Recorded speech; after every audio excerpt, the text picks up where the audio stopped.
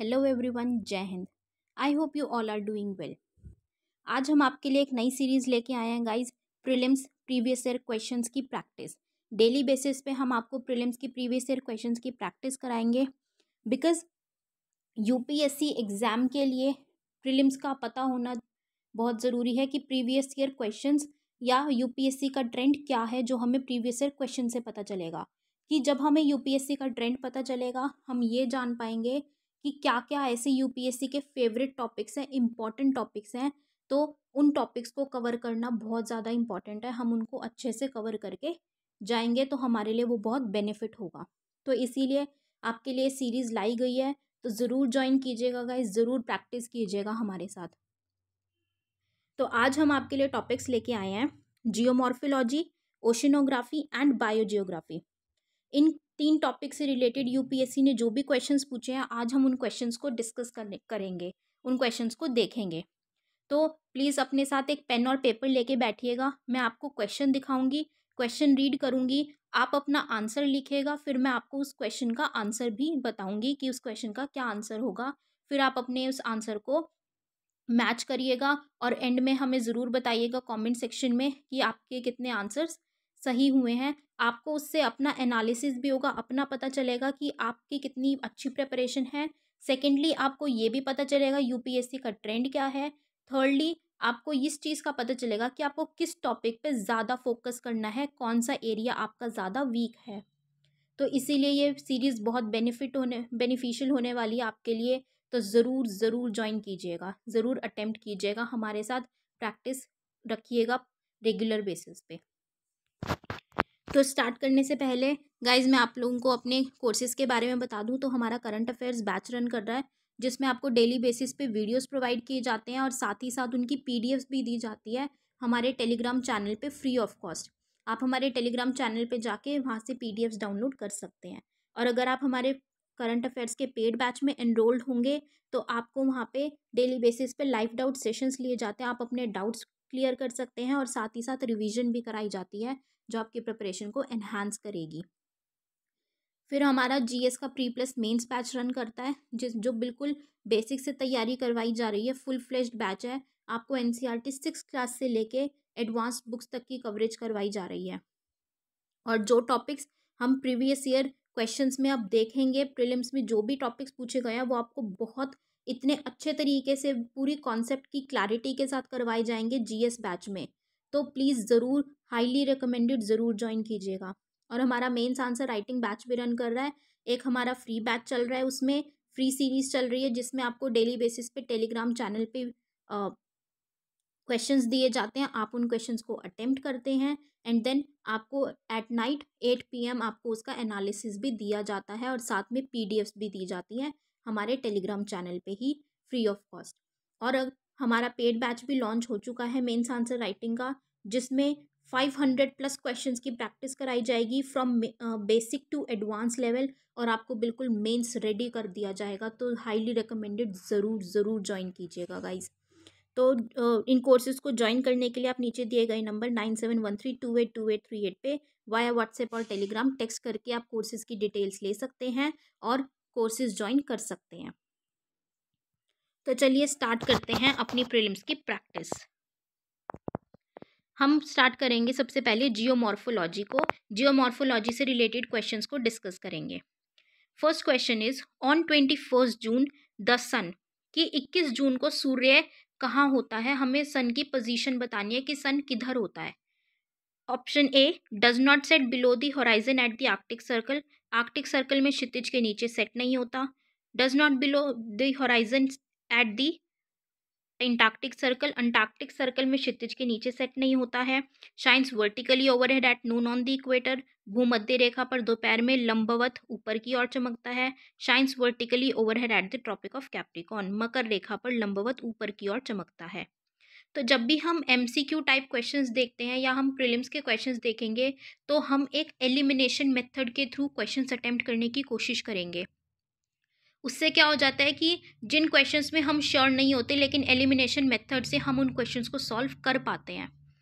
तो यहाँ पे अगर हम एलिमिनेशन टेक्निक लगाएं, तो हमें पता है अगर कि यहाँ पे जैसे सी ऑप्शन में बात की गई है कि सन जो है वर्टिकली होता है एट द नून इक्वेटर पे। तो इक्वेटर पे सन कब होता है? जब इक्विनॉक्स का टाइम होता है ईयर में 2 बार। लेकिन वो 2 बार कब होता है? 23 मार्च को होता है एंड 23 सितंबर को होता है। तो लेकिन हमसे यहाँ पूछा गया है 21 जून। तो अगर हमें ये चीज़ पता है तो हम सी ऑप्शन क्लियरली एलिमिनेट कर सकते हैं। डी ऑप्शन में हमें ट्रॉपिक ऑफ कैप्रिकॉर्न पे बोला गया है। तो ट्रॉपिक ऑफ कैप्रिकॉर्न पे सन कब प्लेस्ड होता है? जब हमारे यहाँ पे इंडिया में विंटर सीजन होता है। लेकिन अभी क्या 21 जून पे क्या होता है? समर सीजन होता है। तो उससे क्लियरली एलिमिनेट किया जा सकता है डी ऑप्शन भी। एंटार्क्टिक सर्कल पे भी नहीं हो सकता, उधर की साइड भी सन प्लेस नहीं होता क्योंकि इंडिया में क्या होती है? गर्मियाँ होती है। अगर हम आर्कटिक सर्कल के साइड की बात करें तो वो ऑप्शन करेक्ट है हमारा। ए ऑप्शन हमारा सबसे ज़्यादा करेक्ट यहाँ पे मैच होता है। तो इसका आंसर है ऑप्शन ए। मैंने गाइज इसके साथ आपको सॉल्यूशंस भी प्रोवाइड किए हैं। तो आपको जो पीडीएफ दी जाएगी टेलीग्राम चैनल पे, आप वहाँ से पीडीएफ डाउनलोड करके इन सॉल्यूशंस को गो थ्रू कर सकते हैं। चलते हैं अपने नेक्स्ट क्वेश्चन की तरफ। Which of the flowing phenomena might have influence the evolution of organisms, की जो जीवों के विकास हैं इनमें से किस घटना से जीवों का विकास प्रभावित हुआ होगा? ठीक है, तो क्या दिए गए हैं? Continental drift and glacial cycles. Option है only 1, only 2, both 1 and 2, neither 1 and 2। अब हमें ये बताना है कि क्या कॉन्टिनेंटल ड्रिफ्ट से ऑर्गेनिजम्स के इवोल्यूशन इन्फ्लुएंस हुआ है, प्रभावित हुआ है, और क्या ग्लेशियल साइकिल से भी हुआ है या नहीं हुआ है? तो इसका आंसर है सी, बोथ 1 and 2, कि दोनों से ही कॉन्टिनेंटल ड्रिफ्ट के इम्पैक्ट से भी इवोल्यूशन हुआ है। कि आपने अगर पढ़ा होगा या आप पढ़ेंगे ज्योग्राफी में, जो कॉन्टिनेंटल ड्रिफ्ट थ्योरी है वेगनर की, उसमें उन्होंने इस चीज़ को एक्सप्लेन किया है। और जो ग्लेशियल साइकिल है, ग्लेशियल साइकिल से भी इम्पैक्ट होता है, क्लाइमेटिक कंडीशंस भी चेंज होती हैं। तो इवोल्यूशन के ऑर्गेनिज्म, जो इवोल्यूशन है जीवों का, उसमें भी बदलाव आता है, प्रभावित होता है।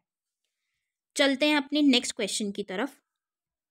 Variations in the length of day time and night time from season to season are due to, कि जो मौसम के हिसाब से दिन और रात के समय में लंबाइयाँ बदलती रहती हैं, बदलाव आता है, वो किस वजह से आता है? A, earth rotation on its axis, अपनी धुरी पर पृथ्वी का घूर्णन। The earth revolution around the sun in an elliptical manner, सूर्य के चारों ओर पृथ्वी की क्रांति में अंडाकार तरीके।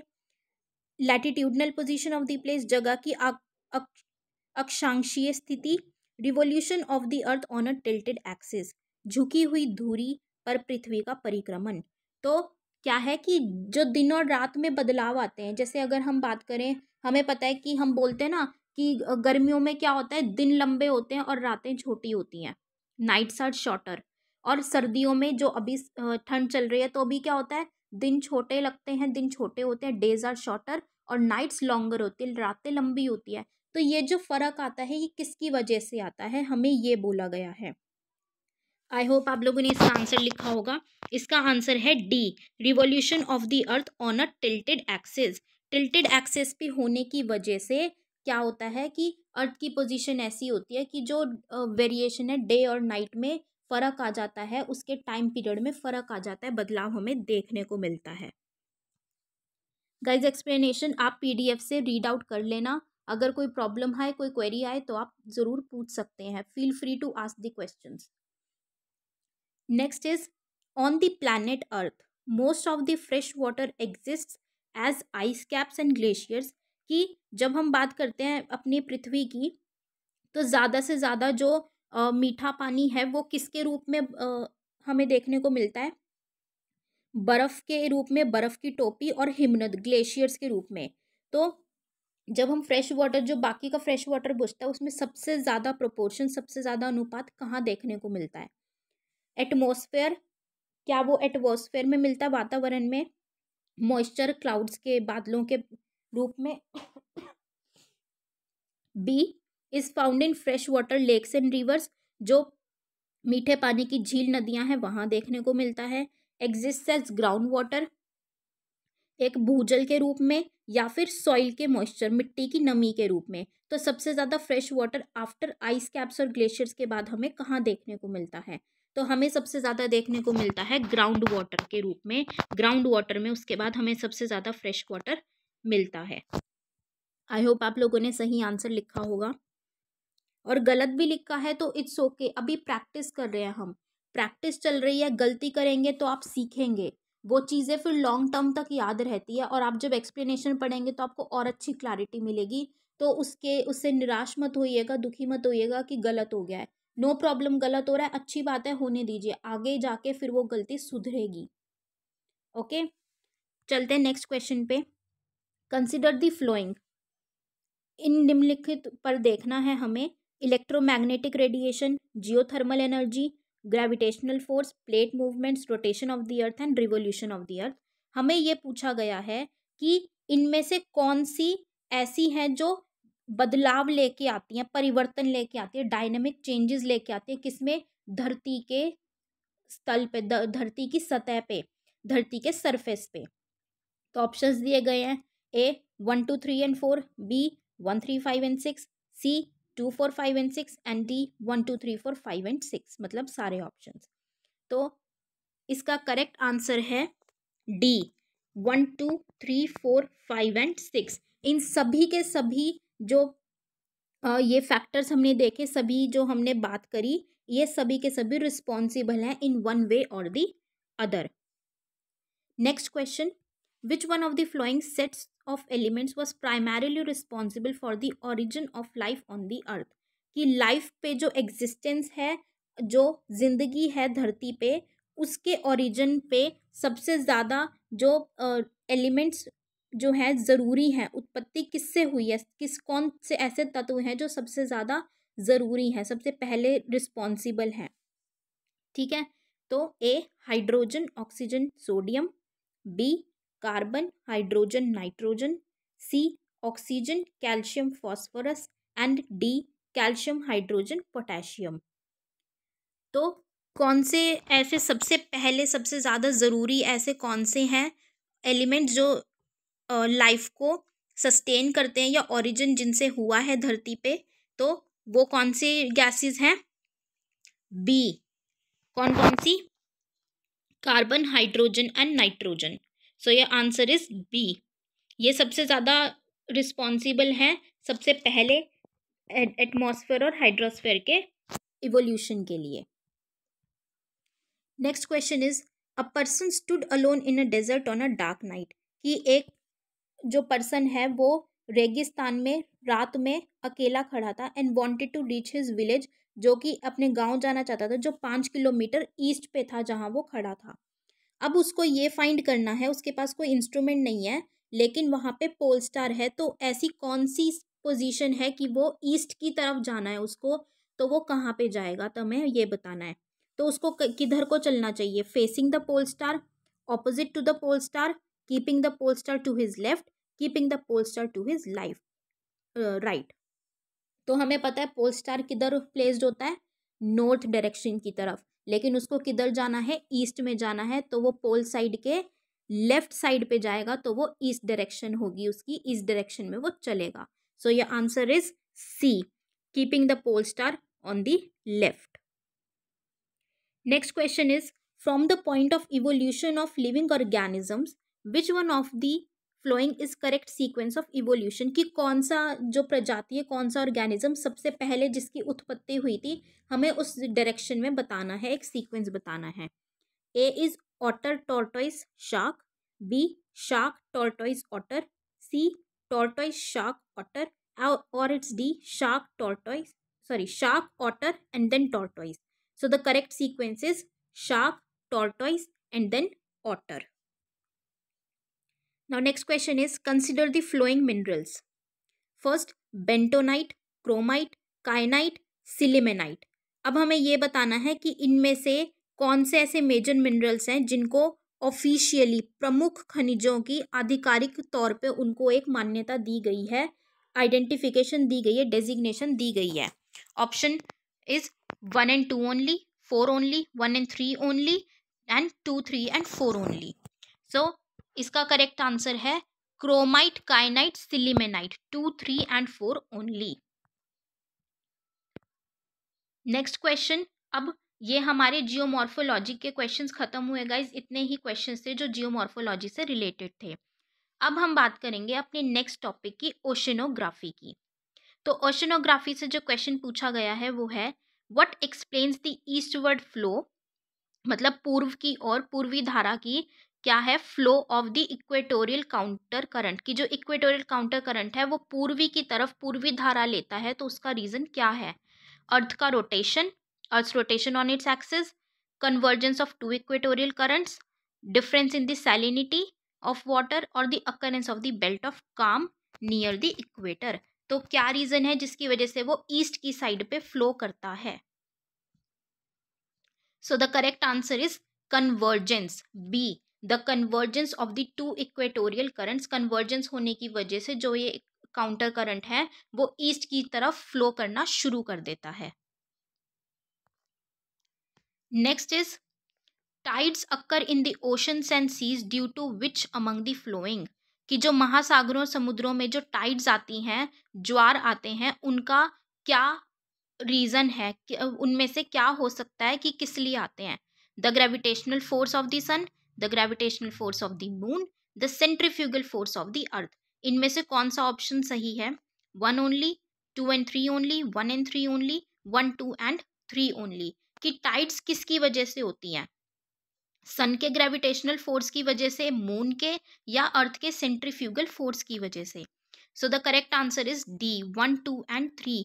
तीनों की ही वजह से टाइड्स उत्पन्न होती हैं। टाइड्स हमें ओशंस और सीज में देखने को मिलती हैं। So the answer is D.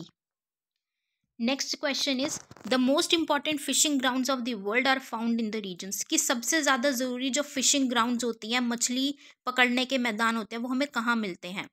Warm and cold atmospheric currents meet, जहाँ पे वार्म और कोल्ड एटमॉस्फेरिक करंट्स मिलते हैं।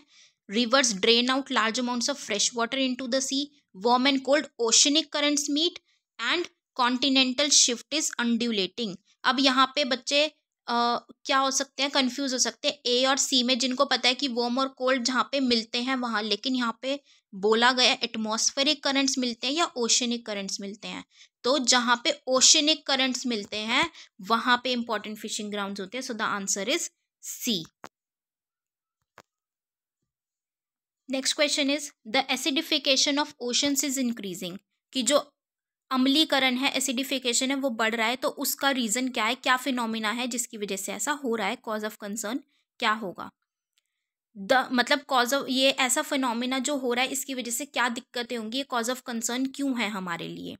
The growth and survival of calcareous phytoplankton will be adversely affected, या फिर कोरल रीफ्स का जो ग्रोथ है, सर्वाइवल है, वो अफेक्ट होगा। एनिमल्स जो हैं दैट हैव फाइटोप्लैंक्टन लार्वे, उनका सर्वाइवल अफेक्ट होगा, या cloud seeding and formation of clouds affect होगा। So options are 1, 2 and 3 only, 2 and 2 only, 1 and 3 only, 1, 2 and 1, 2, 3 and 4। So the answer is 1, 2, 3 and 4, D option. मतलब सब कुछ, calcareous phytoplanktons भी, coral reefs भी, जो वहाँ की दूसरी प्रजातियां हैं, फाइटोप्लैंक्टन लार्वे हैं जिनके पास, एनिमल्स हैं, वो भी, और जो क्लाउड सीडिंग और जो क्लाउड्स की फॉर्मेशन है वो भी अफेक्ट होगी। तो सभी पे ओशन एसिडिफिकेशन का इम्पैक्ट सभी इन सभी चीज़ों पे पड़ेगा। सो the answer is D. Next question is consider the flowing factors. First, rotation of the earth, air pressure and wind, density of ocean water and revolution of the अर्थ, कि कौन से factors इनमें से ऐसे हैं जो ओशन करंट्स को influence करते हैं, प्रभावित करते हैं। ठीक है, तो 1 and 2 only, 1 and 4 only, 1, 2 and 3 only, 2, 3 and 4 only, इनमें से कौन से हैं? So the correct answer is C, 1, 2 and 3 only. मतलब rotation of the earth, air pressure and wind, और जो डेंसिटी है, ये तीनों की वजह से ओशन करंट्स इन्फ्लुएंस होते हैं, प्रभावित होते हैं।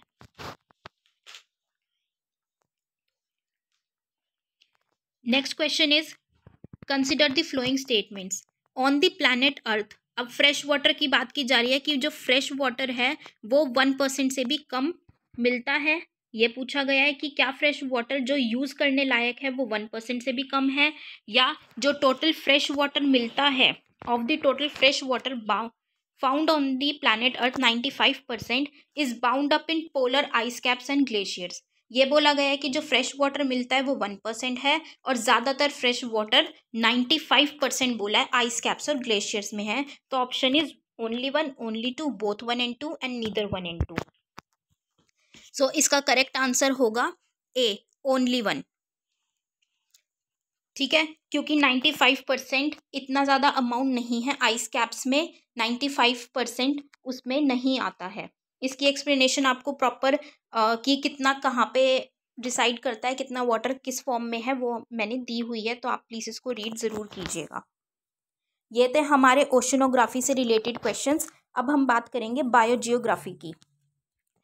So the question is contour bunding is a method of soil conservation use. Contour bunding जो एक मेथड है सॉइल को कंजर्व करने के लिए, बचाने के लिए, वो किस में यूज किया जाता है?